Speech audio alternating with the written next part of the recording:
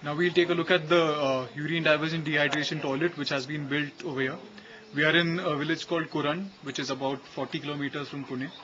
And now we'll take a look at a toilet which was built more than 2 months ago. So it has been functioning for the last 2 months. We called it the Sendriya Shouchalaya in Marathi, or which in English means organic toilet. So what we'll do is we'll take a look at how it functions and what are the nuances, what are the advantages, disadvantages and so on. This is a small bathroom which was built later, and this is the UDDt which we built before. So as you see, the interface is slightly different from the conventional toilets that you see. So this might be a surprise for first time users. But the way that this toilet functions is known as a UDDt, which is a urine diversion dehydration toilet, which means that there is source separation. So the urine and the feces are separated at the source itself, and the source means us. So what happens, how you use this toilet is, it's a spotting type. So you come inside the toilet with a bottle of water for washing and a can of ash, so that which will be explained how it is used.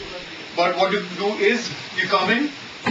This is the chamber which is being used. The toilet actually is built on top of two chambers which are sealed off from there's plaster inside and outside, and there's a baffle wall in between. So what happens is there are two chambers. One is used at one time. So this is the chamber which is being used right now. And how you use this is you come in, you squat on top, the feces fall into the chamber below, the urine naturally falls in front, which means that the urine diversion takes place over here. And the dehydration aspects come into play when the feces fall into the chamber below, and then after you're done, you throw a handful of ash inside and you close the cover again. And then what you have to do is you move in front and you can wash over the bowl. So what happens is the urine and the anal cleansing water is actually diverted behind. This is done particularly in this toilet wherein the wash water and the urine is mixed together, is because this household wasn't going to use the urine separately. They weren't going to collect it. If any household wishes to collect the urine separately for fertilizer use or something, what is done is along this or next to it, there's a separate washing area. So what happens is after you're done, you have to get up and move and wash over the washing area. So this can be done wherein you want to collect the urine separately. But right now, you don't want any urine to be collected separately in this household. So the wash water and the urine is being percolated behind to a banana tree. So this is how the toilet functions. And the chamber below will take approximately a year and a half to fill up because of the fecal matter and the ash which falls in. The ash acts as a cover material. So once the ash falls on top, there will be no odor, there will be nothing whatsoever. So even while I'm standing here right now, if we could broadcast smells along with visuals, you would still smell nothing inside your house because there is no smell. So even if I do take this off and decide to take in a deep breath, there is absolutely no smell. So this toilet, unlike most toilets which you see elsewhere, does not smell at all. So this is a very clean, hygienic toilet with no smell, no odors, no problems. So once this chamber which I'm standing on gets filled, this is cordoned off. So it's not used for the next few months. At least minimum 6 to 8 months it is sealed, it is not used. Until then what happens is you use the other chamber, which means you'll be facing the other direction. So first you're using that chamber facing this direction, and then after that you're facing this direction. And then this chamber will be in use. So the urine still falls into the urine bowl and is still diverted in the same way, but the chambers are alternated. And this is how the UDDt works. It is a toilet which has a lot of advantages which we'll see later, but we'll just take a look at how it is from the outside also at the same time. What we can do is we can just take a look from here. This over here is a vent pipe that you can see. The chamber which is built below. So the brick color part of the toilet is the chamber below, and this is the superstructure. So the chamber actually has a vent pipe on each side. So the vent pipe is actually helping the fecal matter to dehydrate faster. So it's a urine diversion dehydration toilet. So we saw how the diversion takes place, and the dehydration is a process which takes place over time. So the air circulation is actually in such a manner. So there's no chance of air coming back in, and no odors can take place because the air is being lifted up on top and being exhausted. So the vent pipe helps in two different ways. There's no odor, and secondly, it helps increase the speed of dehydration, which means that you're creating inhospitable conditions for pathogens, which helps kill them off. And what you see also over here is, these are the two chambers. These are the drop holes or the covers to these chambers, which you can open up and then remove the matter which has been collected inside after it has been sitting there for more than 6 or 8 months.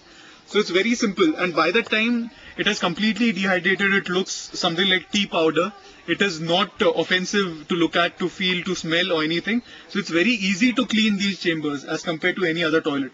So once a chamber is full, you simply lift the cover on top and you just take everything out.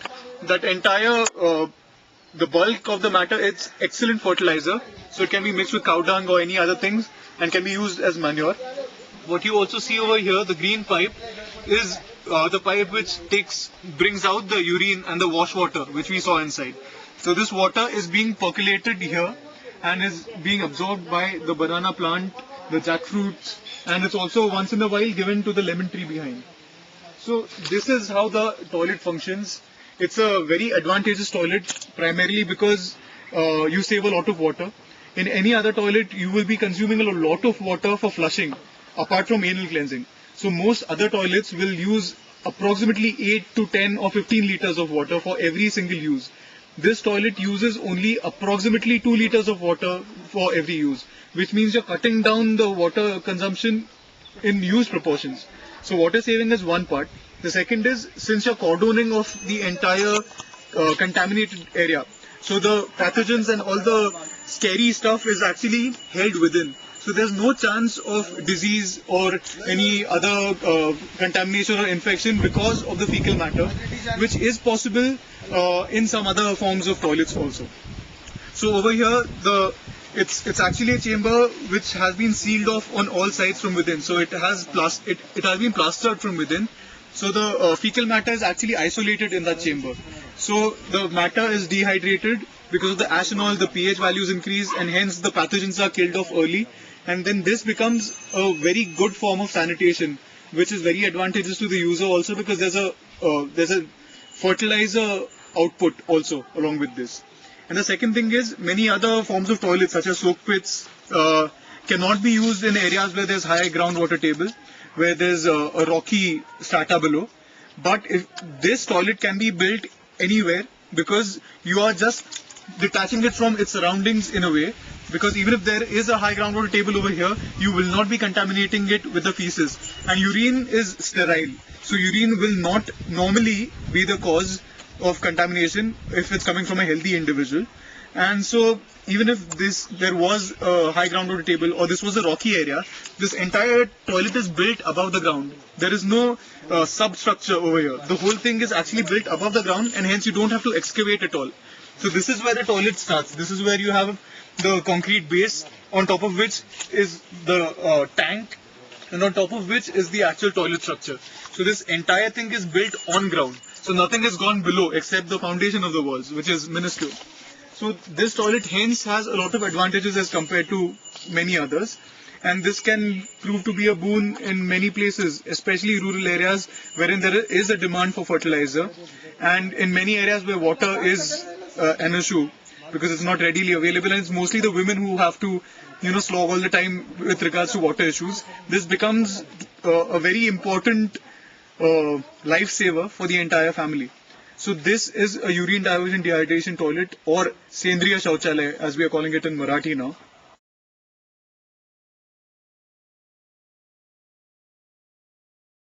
This is Tiger. He loves sitting next to the toilet, and this is proof that there is no smell, because he wouldn't have been sitting over here if there was any smell at all.